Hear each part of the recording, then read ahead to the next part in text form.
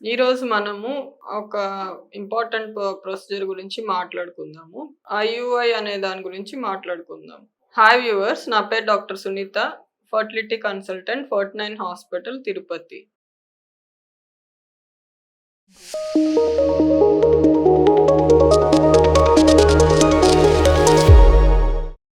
IUI అంటే ఏంటి? దీంట్లో ఎవరు చేసుకోవాలి? ప్రొసీజర్ ఎలా ఉంటది? ప్రాసెస్ ఏంటి? ఇలా కొన్ని డౌట్స్ వస్తాయి కదా! దాని గురించి మీకు చెప్తాను. ఐయుఐ అంటే ఇంట్రా యూట్రైన్ ఇన్సెమినేషన్. జనరల్‌గా పెళ్లయిన తర్వాత పిల్లలు పుట్టట్లేదు అని 1 ఇయర్ అయిన తర్వాత ట్రై చేస్తున్న తర్వాత ఎవరైనా ఒక ఫర్టిలిటీ డాక్టర్‌ని కన్సల్ట్ అయినప్పుడు మనం ఫస్ట్ ఫీమేల్ ఫ్యాక్టర్స్ చూస్తాము. అంటే స్కానింగ్‌లో ఎగ్స్ ఎలా ఉన్నాయి అనేది టెస్ట్ చేస్తాము. నెక్స్ట్ ట్యూబ్స్ నార్మల్ ఉన్నాయా అనేది చూస్తాము. దాని తర్వాత మేల్‌లో వచ్చి వీర్య కణాలు పారామీటర్స్ ఎలా ఉన్నాయి అనేది చూస్తామనమాట. సో, ఫస్ట్ నార్మల్‌గా ట్రై చేసిన తర్వాత జనరల్‌గా ఏంటంటే కొంతమందికి లైట్‌గా మేల్ ఫ్యాక్టర్స్ అంటే సెమెన్ అనాలిసిస్‌లో కౌంట్ కొంచెం తక్కువ ఉండి అంటే బార్డర్ లైన్ లెవెల్స్ లేదంటే కొంచెం మైల్డ్ ఫ్యాక్టర్స్ ఉన్నప్పుడు, లేదు అంటే గనక ఇంకా చాలా రోజులు ట్రై చేశారు. ఓవ్యులేషన్ ఇండక్షన్ ట్రై చేశారు. ఇంకా నెక్స్ట్ స్టెప్‌కి వెళ్ళాలి అని అనుకుంటున్నప్పుడు ఒకటి.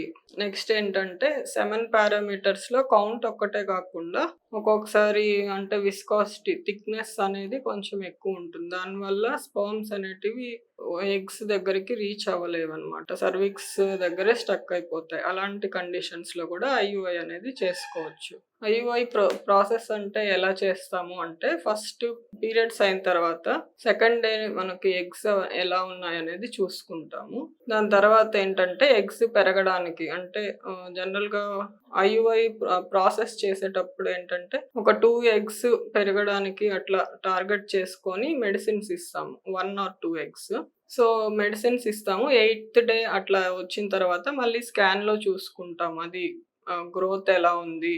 ఏంటి అని చెప్పి ఆల్టర్‌నేట్ డే స్కాన్‌లో చూసుకొని కరెక్ట్ సైజు అంటే అరౌండ్ 20 ఫాలికల్ సైజ్ వచ్చిన తర్వాత ఒక ట్రిగ్గర్ ఇంజెక్షన్ అనేసి ఇస్తామన్నమాట. సో, దాని తర్వాత నెక్స్ట్ ఫాలికల్ అది ఎగ్ రప్చర్ అయిందా లేదా అనేది మళ్ళీ ఇంకొక రోజు స్కాన్‌లో చూస్తాము. ఆ రోజు వాళ్ళని కొంచెం ఎర్లీగా రమ్మని హస్బెండ్ సెమెన్ శాంపుల్ కూడా కలెక్ట్ చేస్తాము. సో, ఎగ్ రప్చర్ అయింది చూసిన తర్వాత కన్ఫర్మ్ చేసుకున్న తర్వాత జనరల్‌గా సెమెన్ ప్రిపరేషన్ అనేది చేస్తాము ఐయుఐ కోసము. అదేంటంటే ఒకటి ఆండ్రాలజీ ల్యాబ్ అని ఉంటుంది. ఆ ల్యాబ్‌లో చేస్తారనమాట. కొంచెం అంటే సెంట్రిఫ్యూగేషన్ అనేసి అట్లా కొన్ని వేరియస్ మెథడ్స్ ఉంటాయి. Double density gradient, swim up method ఇలా సెమెన్ పారామీటర్స్‌ని బట్టి వేరియస్ మెథడ్స్ అనేటివి ఉంటాయి. దాంట్లో మెయిన్ మోటో ఏంటంటే కొంచెం యాక్టివ్ స్పెర్మ్స్ అనేది ఒక కాన్సంట్రేట్‌గా తీసుకుంటాము. తీసుకొని జస్ట్ అంటే ఫిమేల్‌ని పిలిచి అల్ట్రాసౌండ్ గైడెడ్‌లో చేస్తామనమాట. అల్ట్రాసౌండ్‌లో చూస్తూ జస్ట్ ప్రిపేర్ చేసిన శాంపుల్‌ని లేడీకి ఒక చిన్న ఇంజెక్షన్ ద్వారా హ్మ్, పంపిస్తాము. సో, అల్ట్రాసౌండ్‌లో మనకి అంటే యుట్రస్‌లోకి వెళ్తుందా లేదా అనేది చూస్తాము. సో, ఇదనమాట ఐయుఐ ప్రొసీజర్. అది అయిపోయిన వెంటనే ఒక 15-20 మినిట్స్ జస్ట్ రెస్ట్ అంటే లయింగ్ డౌన్ పొజిషన్‌లోనే ఉండి నెక్స్ట్ లేసి వెళ్ళిపోవచ్చు. అంతేగాని మళ్ళీ అంటే ఏమన్నా జాగ్రత్తలు తీసుకోవాలా? ఇలాంటివి కొంతమంది అడుగుతుంటారు. మెయిన్ ఏంటంటే ఆ సెమెన్ ప్రిపరేషన్ చేసిన తర్వాత హాఫ్ అన్ అవర్ లోపల ఐయుఐ ప్రొసీజర్ అనేది కంప్లీట్ చేయాలి. లేదు లేట్ అయితే గనుక అది డిగ్రేడ్ అవుతూ ఉంటుందనమాట. సో, మోస్ట్‌లీ ఐయుఐ మీరు ఎక్కడ చేసుకుంటున్నారో దానికి వెరీ రీచబుల్ ప్లేస్‌లో గానీ, లేదు సేమ్ ఫర్టిలిటీ సెంటర్‌లో గానీ ఐయుఐ చేసుకోవడము, సెమెన్ ప్రిపేర్ చేసుకోవడం అనేది చాలా ఇంపార్టెంట్. సో, దాని తర్వాత బేబీ ఒకవేళ అతుక్కోవడానికి మెడిసిన్స్ అనేటివి ఇస్తాము. తర్వాత ఒక 14 డేస్ తర్వాత ప్రెగ్నెన్సీ టెస్ట్ చేసి ప్రెగ్నెన్సీ ఉందా లేదా అనేది చూస్తాం. ఇదనమాట ఐయుఐ ప్రొసీజర్.